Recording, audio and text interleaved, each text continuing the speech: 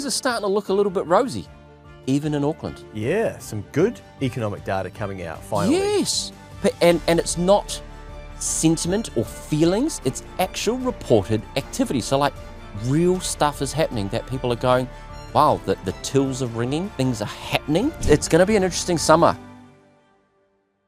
Well, the Reserve Bank have gone and done it, dropped the official cash rate from 2.5% to 2.25%. Phil, a little bit of reprieve for the debt borrowers out there around the country. Well, you want to hope so, because Nicola, I've got lots on Willis, has come out today and is absolutely encouraging the banks to now pass on the reduction in the OCR to mortgage holders. But yet, when you read the reports from interest.co.nz, stuff.co.nz, or the New Zealand Herald, or whatever other accurate financial insights you might want, it might be next advisory, who knows, they're all saying that the financial markets have already baked in, or wholesale markets calculated in the reduction, that it was widely expected to be 0.25, and the banks are going, well, we expected it, the Reserve Bank done what we thought, so there's nothing more to move. Nothing to see here. Yeah, so lock your mortgage in, you got no money to spend, and carry on. I guess the interesting thing with this one has been that there's sort of wide chat now, and it seems to be in agreement that this is where they're going to stop, or we might get to a 2% official cash rate, which, I don't know if I believe that or not. My hunch is, because some further data's come out today, as we record this, or it might have been yesterday, with ANZ business confidence. There's been some retail data come out, and the announcement from Christian Shrewsbury and it is his last one, so well done, because he's out now, because Dr. Brennan, the lady, starts 1st of December, I believe, so Monday. So well done to her, and thanks, Christian, for your great service and bringing us a 2.25 rate before Christmas. That their forecast tracks, so they get their crystal balls, and I have to say that the Reserve Bank's crystal balls are not as good as the next advisory crystal balls, I reckon. Like, our forecasting is mint.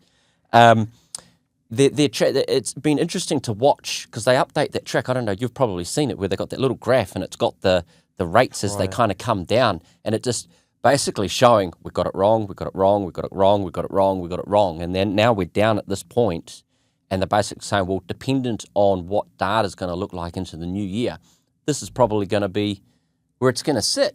And from what I've read this morning, things are starting to look a little bit rosy, even in Auckland. Yeah, some good economic data coming out finally. Yes, and it's not sentiment or feelings, it's actual reported activity. So like real stuff is happening that people are going, wow, the tills are ringing, things are happening, but not in construction. Ouch. Yeah, it's a shame. Yeah. But I think the banks, I don't think they'll pass them on, and consumers will then be sitting there. And I still think there's a psychology piece here at play, where people are got a mindset we'll get back to the COVID days, where debt was like 2%. And like people were just going out and we're buying our houses. And I think there's a generation, well, probably not a generation, but there's a group of people that made decisions based on really cheap debt, that have never really had to make big decisions that have been funded by debt in the past. So that I go, right, I've bought a house, or I've bought a boat, or I've done something and it's cost me 2% or 3%. This is great. Interest rates have gone up, they've doubled, and they've gone, oh, I can't handle this, I can't handle this. And they go, right, well, we're coming down. And it's just like, yeah, okay, but when are they coming back down to 2% or 3%? Because that's what I borrowed originally, and that's what I want to see. Yeah. And I think there's a psychology piece there, because so much of it ultimately comes back to confidence, and where's confidence going to come from? And it's like, well, I think, as we all know, confidence in house prices going up.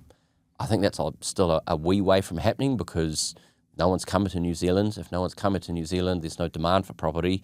Rent is still, prices are subdued.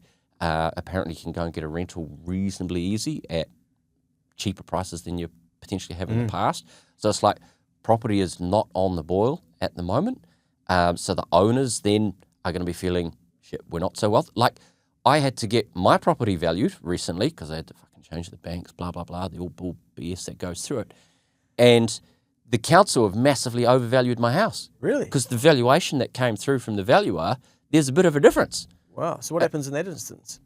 Well, nothing. I mean, it didn't affect me too much, but it's just that on paper thing. Yeah. But it's like when I looked at it from a rating point of view, I was just like, oh, yeah, that makes me feel good, but that means I'm just paying more rates. Do I now want to go and contest this and go, you guys have got this number wrong? And I'm just like, no, it's too much admin. I can't be bothered. Chris Luxon will help with that. Apparently. So you were saying, Yeah. on his Waiheke one property? of them, I think. Yeah, I think I got that right. Yeah. Shay, well done to him being able to have a house on Waiheke. Yeah, absolutely. And I thought, no, I can't be bothered. And then a proper valuer, person comes along and says, no, your property's actually worth this. And I was just like, oh, okay, all right, well, it's only a matter of time before it comes back up. I mean, what is a willing buyer and a willing seller prepared to do on any given day? And hey, look, I mean, it hasn't stopped me from doing what I had to do. No. It's just having to tick boxes for a bank. And it's keeping the economy going, property. I think that's actually one of the things we left off of the Auckland podcast, where because house prices are subdued in Auckland, then there's no real ability to go and get that credit growth against the property increase. Yeah. Because one thing I've noticed, like if you think about it, over the last couple of years with our client base, and we've got aspirational clients, there's been very minimal personal property transactions going on. Yep. Compared to prior years. But a couple have popped up recently. But both of them are cautious about the level of debt that they're taking on, which I thought was interesting. Same theme on both phone calls, but both of those transactions outside of the major centres and more in the regions, they are doing economically quite well, but which is cool to see. So they are getting closer to their goals on a personal space that they intended on achieving and using their business to help them facilitate that. So, but two very clear conversations that had the same themes of, but we're going to be careful of the level of debt and we're thinking about the total cost of this and very well prepared for that. Whereas if we go back, say, 4 years or 5 years ago, we would have clients saying, oh, yeah, sorry, I forgot to tell you, boys, like I bought a house. We're like, what? Like, oh, okay. Oh, yeah, no, I think I set up a trust or something too. The lawyer was like, oh, you might as well do this. And yeah, I'm not sure. I don't really know what was going on, but we did it. Yeah. And it's just like so much confidence and bravado and kind of, oh, yeah, that's right. And normally these are things that clients would keep you in the loop on, but they're just moving at so much pace because the market was so frothy and I think debt was so cheap. But not really the case still in Auckland. However, I guess maybe that could turn in 2026. Yeah, and I wonder what's going on about Nicola, I don't know what's going on, Willis, putting the pressure on the banks is because they're standing there or sitting there trying to get the economy moving and it's not. And they need to get Kiwis feeling a little bit better because they know that we're less than 12 months out. And there now seems to be a little bit of pressure ramping up from punters going, well, you guys are coming and you haven't done anything. And they're now looking to the banks to go, oi, help us out here a little bit. I really think that as these mortgage rates come down, it's not going to create the degree of confidence that people, because it's still not that long ago, back in the COVID days, 5 and a bit years ago, where people just had such easy access to credit, to cheap debt, to just go and buy dumb shit that they didn't need. And there's probably a hangover there still of like, I'm tied back or I'm anchored back to that kind of framework of decision making for accessing credit, and it's not going to come back. So how do we stabilize the mindset at the normal rate of what we're at the moment? I suppose 2.25 is what's the opposite of restrictive? Loose. The loose monetary policy before we get back up to closer to 3%, where they start and probably get back to that normal territory. So yeah, it's going to be an interesting summer. I think the tills are going to be running pretty hot. The Black Friday, Cyber Monday stuff, I think is going to go mental, but it's ultimately going to come back to like, how's it all going to be paid for? Are you tired of tax surprises? Need a better handle on your business performance? At Next Advisory, we make accounting simple. From tax returns to everyday advice, we help you understand the numbers so you can make better business decisions. Visit nextadvisory.nz and book a time to have a chat with me. Let's get your business humming. I reckon there's pent-up demand, but not so much from the younger generation, but more so from the older generation. And I think total housing debt in New Zealand is around $380 billion. I think, I haven't dug into the recent data, but there's around 230 billion term deposits and on-call savings accounts. That's where I think the piece that the media barely talk about, it's normally like 80% of the convo is about, okay, interest rates coming down, what does that do to debt, what's going to mean for your home loan, and then 20% of the convo is, oh, don't forget the savers, they're not going to earn as much interest. Like, I got an email the day of the OCR cut as a saver being like, oh, okay, well, your rates come down. Like, bang, there, on the spot. Day. Like, cool, that's just dropped. I'm like, okay, awesome. And what we're noticing with clients that are serving or their customers, the demographic of that baby boomer term deposit holder is, oh, wow, they are not sitting on their hands as much. They want to get moving on it. And these people aren't using debt. They're not having to apply to the bank to access the credit. They're going, well, I used to be able to get 6%, but now Sally and I are only getting 3.9. Stuff this. Let's actually get the bloody barbecue area done. Let's put the spa in. Yeah, we are going to get the sculpture, or we're going to get some, outdoor furniture. And they're just, boom, paying in cash, and the deposit's paid in cash, and then they complete the project, bang, here's your other 50%. Well, funny you mentioned that. I went to the, and for the people that are outside of Auckland, I do apologise, but the Sculpture on Shore event that was in Auckland's Narrowneck, where there were a whole heap of artists that did arts littered around like the cliff of Narrowneck Beach. Great spot, had never been there before. And you got to pay to go in, that wasn't a problem. Go around, look at all these arty things. They're all for sale. Did you see any of the content about that event? And well, there was this dude that does metal sculptures, and it's this hand thing out like this, and there's this ballerina thing, and it's all made out of steel. I saw a video of the dude making it. Anyway, apparently it was for sale for 180 something or 100 and something thousand dollars. It's a lot of change. Yeah. It's going around. I made a point of looking at all the different bits of art and how much they were, and I was just like, no, I'm not going to get the wallet out, because it is an investment. Oh, I mean, unlike those Heartland shares. It's an inflation hedge. But I was really blown away at how many had actually been sold, and some of the asking prices that were going for. I was just looking, I'm like, one, who would buy this? Because it's tacky. I don't really like it. Shout out to all the artists. I mean, without naming any particular pieces, no, there's some good stuff there, some great Kiwi artists. But the amount of stuff that had actually been sold, phenomenal. And then my mind's just like, one, who would buy it? And then two, where's the money come from? Because it's not like you go up to the counter and go, well, I want to buy that.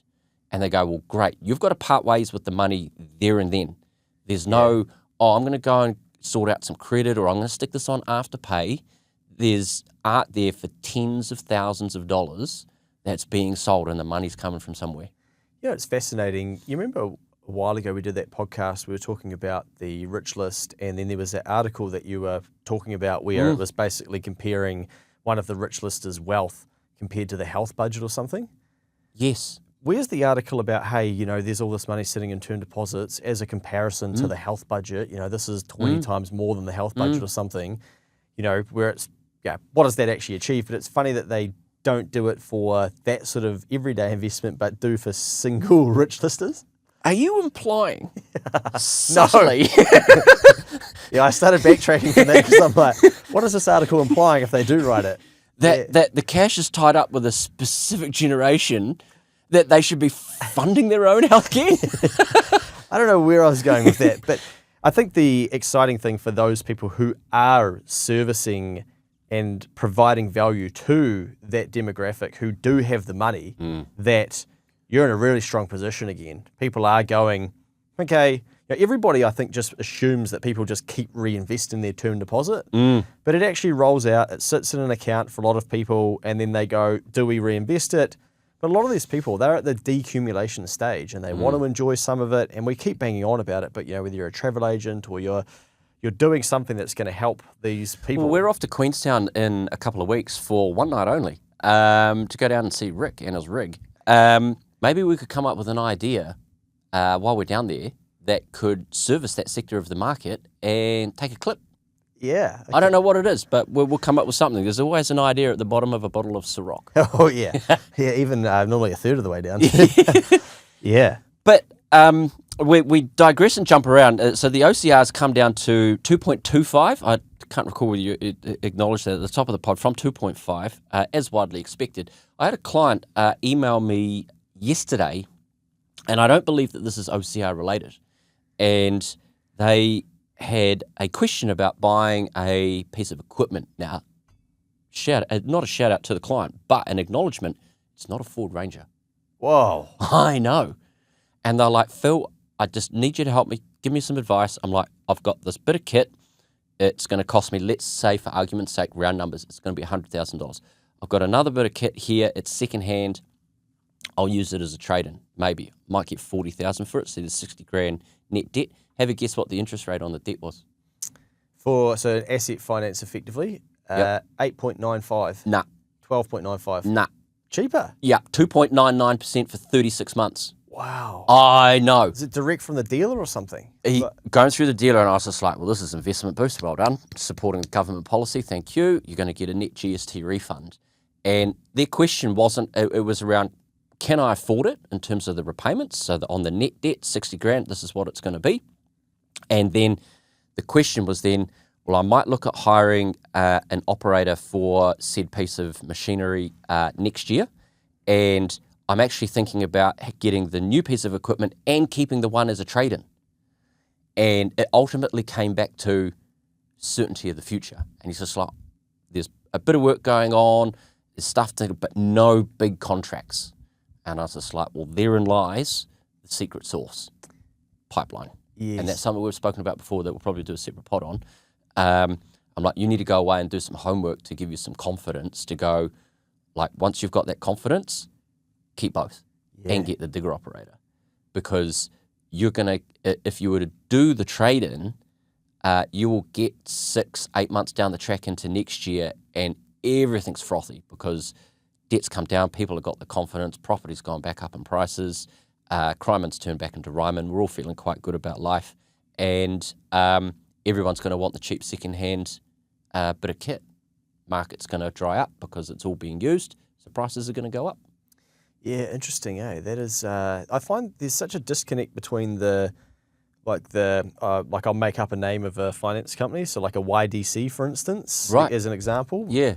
Versus then direct to the dealer. You know, I've saw a client's YDC borrowing the other day, and it's 12.95% for a vehicle. I'm like, what the hell? Why are we still paying 13% on this vehicle? Yeah.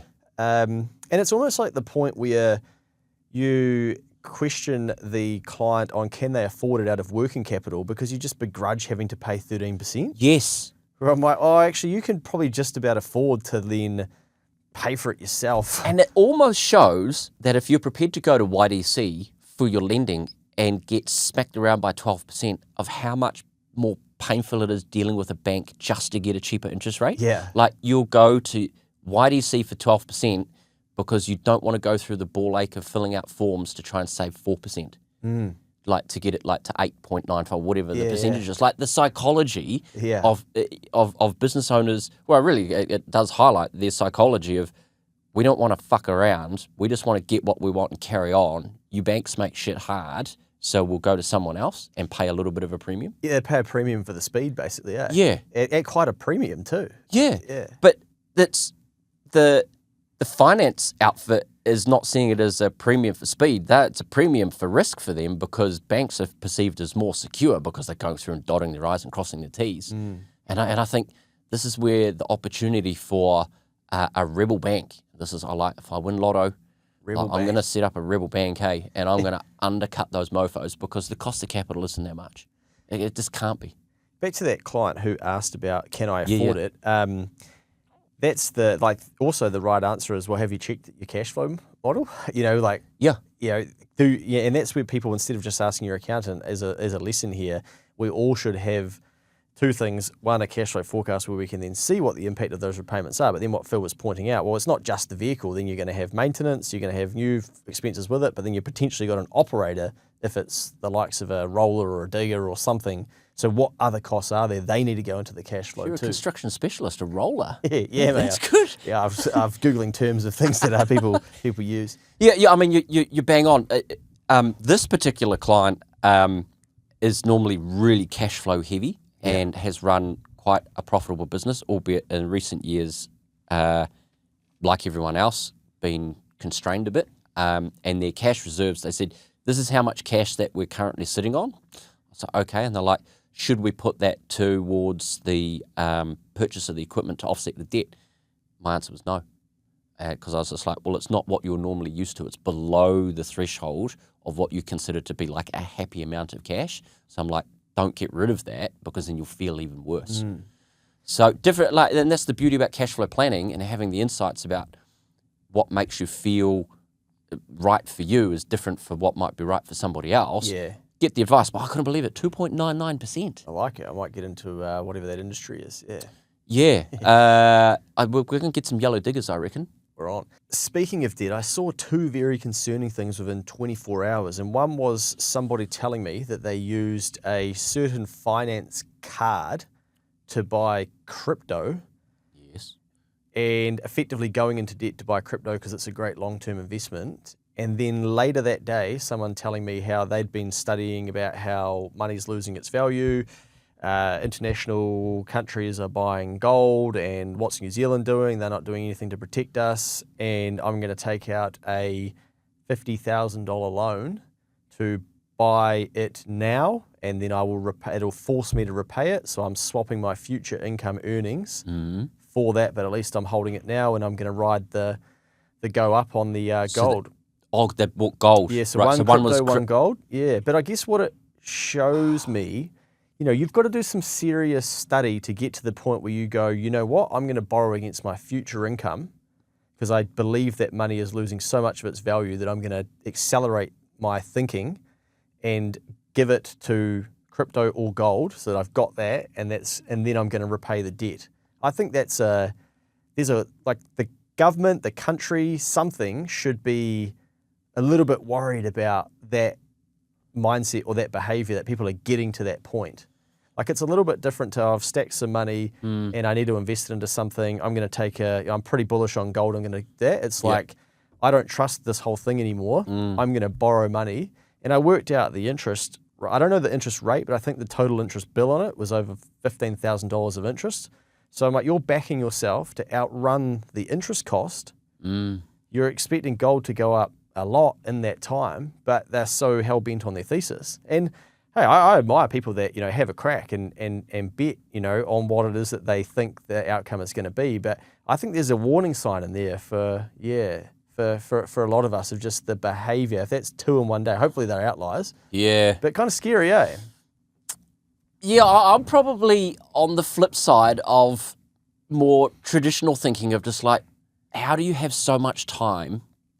Like, you've obviously got the capacity to borrow, to then put it into crypto and gold, and you've got an ability to earn some income. What is it about your current income source that you don't back enough that you're having to then go and look for something else? Yeah. Like, and spend time, which is consuming your bandwidth to understand gold or crypto at that level, to then go, I'm going to borrow money, take on risk against what is actually making me money on the hope that something that is not within your control is going to go up in value. Yeah. Wow, Whereas your income source is 100% in your control. Yeah. And I pick up elements of like almost like that conspiracy theory rather, that like, we've got to go against the system. And I kind of look at it and just go, well, like, America at the end of the day is the world's largest economy. Like, what are those guys up to? That thing probably isn't going to fail. There's so much money and stuff happening over there that the system in its current form, I don't think is going to fundamentally change in the next, whatever the term of that debt is for that particular person. So I'm just like, why wouldn't, if you're prepared to borrow money, why don't you borrow against your future year's income that's going to generate more of the actual income that you've got better certainty over, which is going to have a better impact to your balance sheet, rather than risking it on something that may or may not. I don't know. I mean, I'm happy to be proven right. And like you said, full credit to, and like these people that have gone out there and bought into crypto back when it was $10,000 and $20,000 and are now sitting there going, no, I told you so.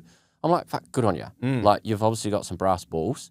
And different people are at different stages, because some of these people probably don't have a house, don't have a debt, don't have a wife or a husband or kids or any other influences that are impacting their decision making. They could be of this younger generation who are just going, right, well, if I'm 20, I'm going to go and put $10,000 into Bitcoin. I've got the next 50 years to be able to make back another 10 grand in the scheme of things over a lifetime's chicken shit. People might jump on the keyboard, it's a lot of money, but over a lifetime, it's probably not. And you're prepared to risk it, that if it does fail, you can make it back. Yeah. And you go, right, gambling, it's like going to the casino, right? But yeah, it's an interesting one. Yeah.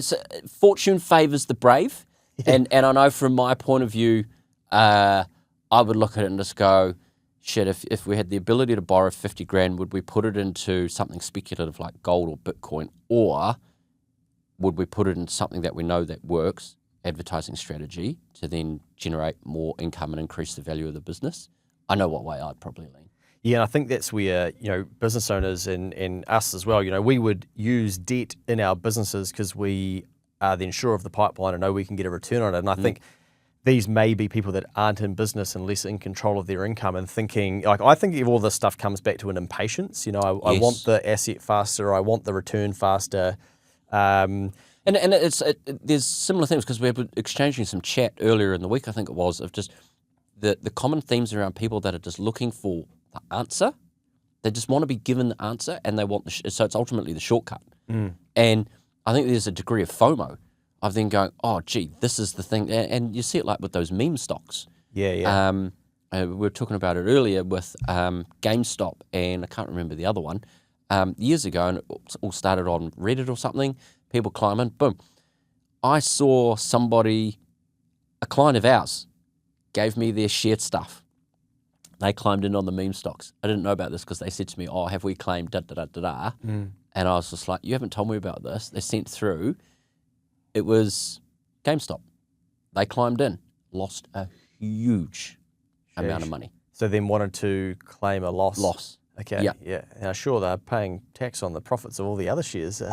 That's the advice that was given. Yeah, but I mean, tens of thousands of dollars was invested into GameStop to try and ride it to the moon. Everyone that everybody was saying at the time, to then lose it. Yeah, so I don't know what that tells us, but it was a bit concerning when I saw that and saw two of them very quickly and kind of thought, is this another, again, when interest rates start coming down and people start looking for, okay, how does my behavior change? We all went back into scarcity, and I'll wait and I'll sit on my hands and I won't take as much risk type mode. And now it's like, okay, interest rates are coming down, and if they're bottoming out, well, is the system, are the politicians, are the Reserve Bank telling me, well, I need to start putting my foot on the flat and spending some money or taking some risk?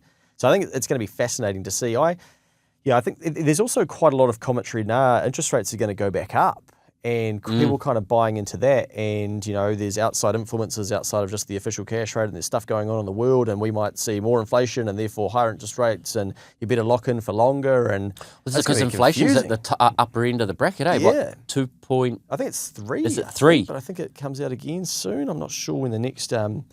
But yeah, you've sort of got, now it's going to be, the funny thing is we're in such And then you're sending out an email saying we're increasing our prices. 100%. That's due to demand, mate. We've done a good job to get 3% year on year. I think the next announcement is January 2026. Right. So, but yeah, it does it's going to be, everyone got comfortable with interest rates are going to keep coming down. Now there's going to be all this like, what do you think is going to happen? All those convos, do you think they'll go up from here? Do you think they'll go down? I fixed for 5 years. I fixed to 4. I tried to fix for 20. That's going to be the great pod, of then now instilling the fear of interest rates are going to go up. And it's just like, what are we going to do? What are we going to do?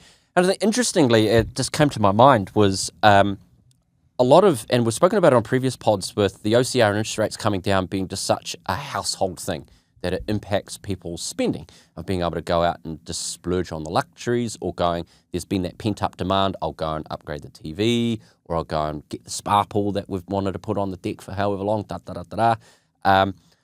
on the business side, with that ANZ Business Confidence Survey that the great Sharon Zollner released yesterday, I believe it was, one of the interesting data points out of there was investment intentions. Low.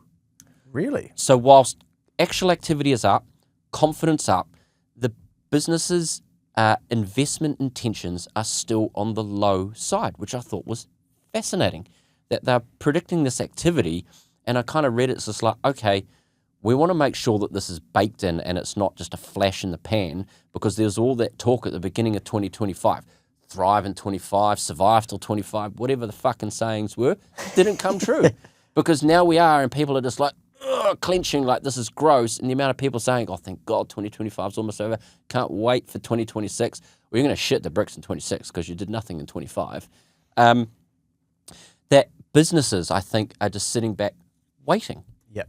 And they're waiting for the numbers to show up on the P&L to then flow through to the balance sheet, make sure the balance sheet's in a reasonable position to be able to go, yep, okay, I'm now going to invest.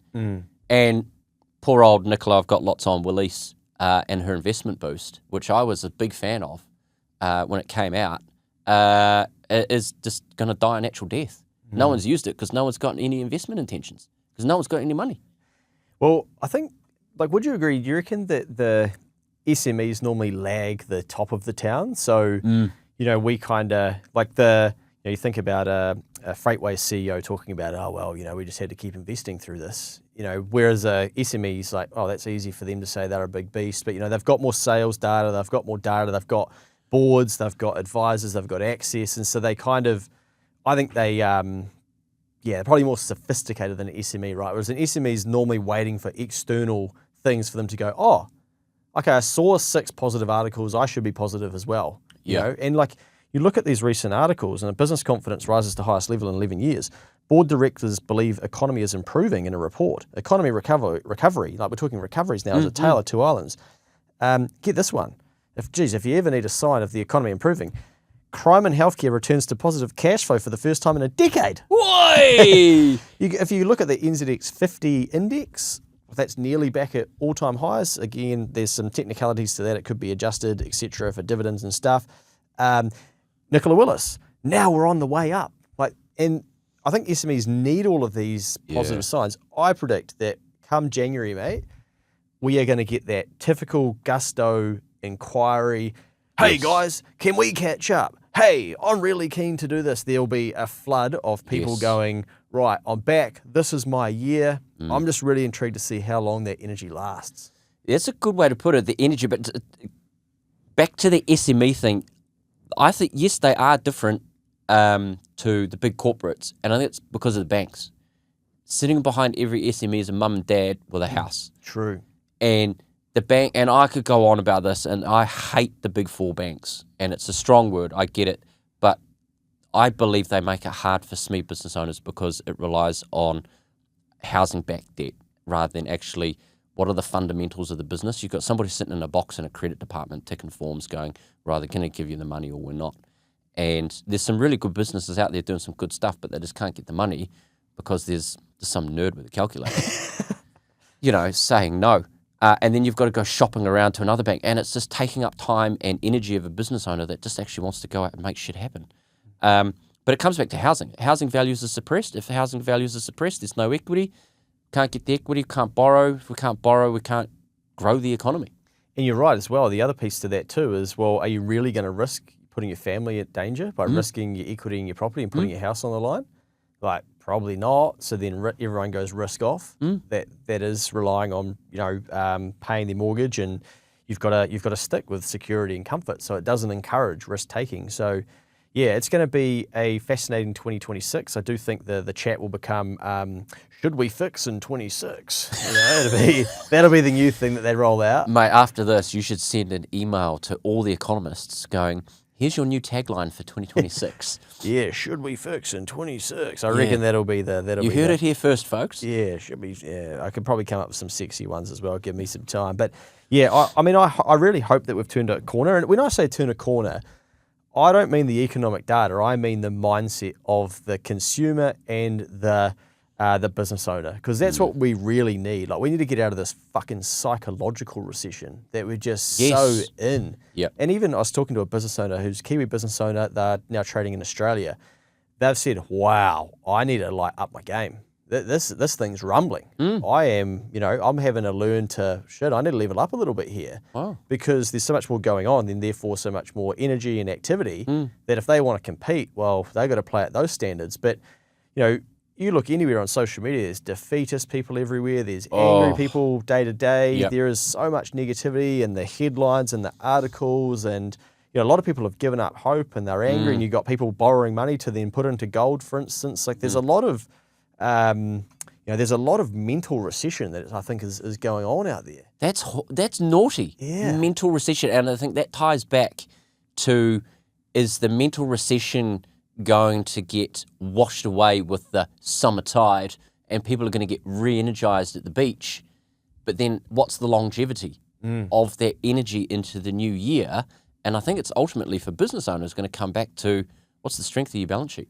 Yeah, and your mental resilience too. I think, it's something we often talk about is hunger. Like, how hungry are you? I think a lot of business owners need to go away this summer, and before they get back into 26, and have a good conversation with themselves and go like, am I hungry? And if not, why not? How can I be hungry? I did a podcast with Brad, who's a great client of Next Advisory. He's a funeral director. I said, mate, like, this is a career, seriously. Well, he got into it when he was 16. He's now 30. He's now the president of the Funeral Directors Association of New Zealand. President? He said, I went and did my first sort of placement, and my first time going into, the embalming type area, I walk out of that, and he's like, I had to walk out. And he's like, I looked at myself in the mirror. This is a 16-year-old boy, and he's like, mate, you're either in this or you're out. And he's like, I decided I was in. And so that's what he's done as a career. Wow. And I think there's a good lesson in there where some people need to actually, commit to their goals and go, I either want to achieve these things, and if the economics settings are getting better, well, okay, if I don't have that excuse anymore, well, then if it's me and the mirror and the action taking, am I fit for purpose to actually get it done? Well, therein lies the secret sauce in there, in what you just said, the action taking. And I think that's what so many people are overlooking, and they're just waiting for something else, or waiting for the OCR to come along, or waiting for someone to knock on your door. You've fundamentally got to take the action yourself if you want to get ahead. Well, you said the other day on a pod where we were summarising the people that were having wins, right? And it was all, you like, what's the common theme here? People are getting off their ass and they're getting shit done. And it reminds me, because I forgot to tell you that I was catching up with Jesse, who listens to the pod, and he was saying he loved your call many podcasts ago about the Rolodecks of fuckwits. And he's like, I've taken that, I've put that into my vocab. Yes, brilliant. And I can't remember what pod that was on, but that really resonated with him. So fantastic. Bring on 2026, mate. I'm excited. I love this time of year. Yeah. It's a fascinating time for us because historically, like, we don't win much work in the back quarter. Because I do think the Kiwi psyche is, I'll wait till next year. Yeah. So our inquiry drops off. We get a different form of inquiry coming through, and then all of a sudden it comes January and it's like, boom, we're all on. There's coffee catch-ups that are in demand. There's I might do some planning. Can I see your pricing again? There's, hey, do you guys do this? And everybody comes back into the market fired up. I would just suggest to business owners listening to this, maybe get a jump on it. Have a think about what you could do to move the needle of your business to get yourself ready for January before you even get to January. Because sure as hell, you're going to come to about the 12th, the 13th, the 14th, whatever it is, where it's that Monday. There'll be all the classic people that are now at the start of the marathon going, right, I'm gonna run this. Can they last the year? Who knows? But maybe get a jump on them and get a head start on them.